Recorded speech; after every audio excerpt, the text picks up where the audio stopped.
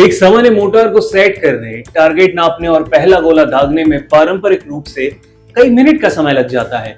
लेकिन आधुनिक युद्ध का नियम एकदम सीधा है कि जो कुछ सेकंड्स की भी देरी करेगा वो मात खा जाएगा।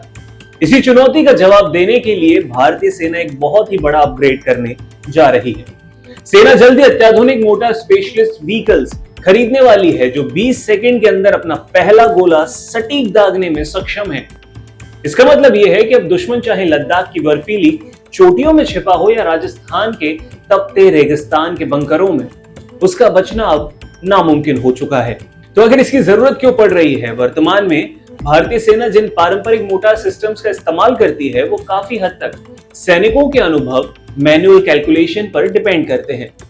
पारंपरिक सिस्टम की लिमिटेशंस हैं। जब फॉरवर्ड ऑब्जर्वर दुश्मन की लोकेशन की जानकारी देता है तो सैनिकों को खुद हाथ से दूरी, दिशा और फायरिंग एंगल का हिसाब लगाना पड़ता है। इस पूरी ही प्रक्रिया में समय भी ज्यादा लगता है और ह्यूमन एरर की गुंजाइश बनी रहती है।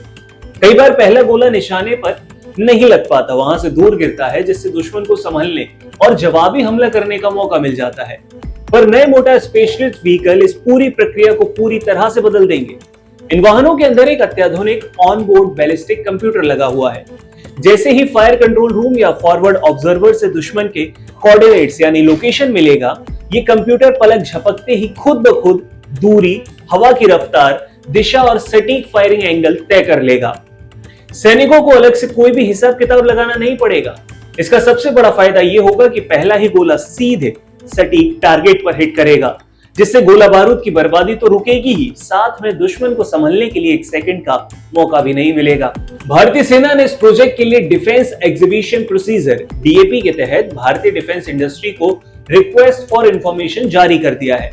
ये कदम आत्मनिर्भर भारत और स्वदेशी रक्षा उत्पादन को बढ़ावा देने की दिशा में एक बहुत बड़ा कदम है। सेना को एक ऐसा व्हीकल प्लेटफॉर्म चाहिए जो बेहद वर्सेटाइल हो। ये वाहन 81 mm और 120 mm दोनों तरह के मोटर सिस्टम्स को आसानी से ऑपरेट करने में सक्षम है।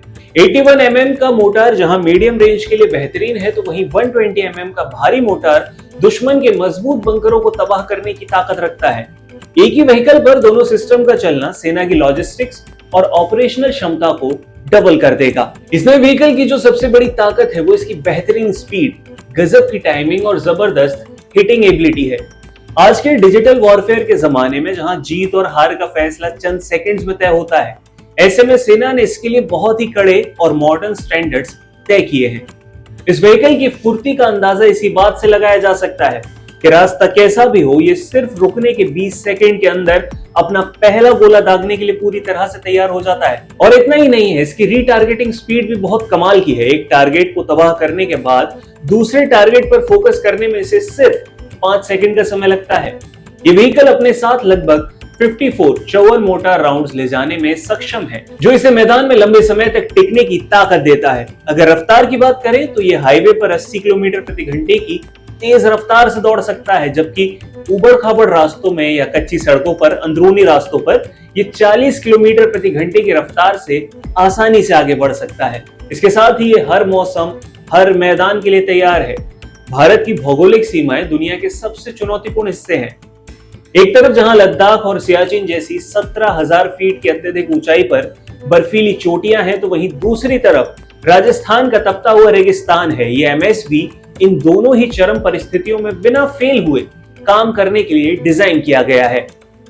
ये वाहन -25 डिग्री सेल्सियस की जमा देने वाली ठंड से लेकर 50 डिग्री सेल्सियस की झुलसा देने वाली गर्मी में पूरी तरह से अपनी फुल कैपेसिटी पे काम कर सकेगा। चाहे बर्फीले रास्तों पर चलना हो या रेगिस्तान के रेतीले टीलों को पार करना हो, इसकी मोबिलिटी, इसकी गतिशीलता, इस पर कोई असर नहीं पड़ेगा।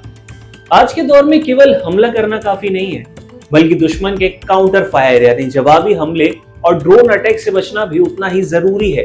इसी को ध्यान में रखते हुए इन व्हीकल्स को शूट एंड स्कूट यानी फायर करो और भागो की रणनीति के लिए परफेक्ट बनाया गया है। वाहन रुककर 20 सेकंड में गोला दागेगा और दुश्मन का जवाबी गोला वहां तक पहुंचने से पहले ही अपनी जगह बदलकर गायब हो जाएगा। इसके अलावा सैनिकों की सुरक्षा के लिए भी इसमें कई सारे फीचर्स ऐड किए गए हैं, जैसे बैलिस्टिक सुरक्षा। वाहन की बॉडी को ऐसा आर्मर दिया जाएगा जो दुश्मन के छोटे हथियारों, गोलियों, स्मॉल आर्म फायर्स और तोपों के छर्रों, शार्पनर को आसानी से झेल सकेगा। एंटी ड्रोन सिस्टम भी है। आजकल युद्ध में आत्मघाती ड्रोन्स का खतरा बहुत ज्यादा बढ़ गया है, जिससे निपटने के लिए इसमें इनबिल्ट एंटी ड्रोन तकनीक लगाई जाएगी। इसके साथ ही इसमें डिजिटल कम्युनिकेशन के लिए भी सुविधाएं मिलती हैं। रियल टाइम डेटा ट्रांसफर के लिए इसमें अत्याधुनिक डिजिटल कम्युनिकेशन नेटवर्क लगाया जाएगा, जो सेना के केंद्रीय कमांड से सीधे जुड़ा रहेगा।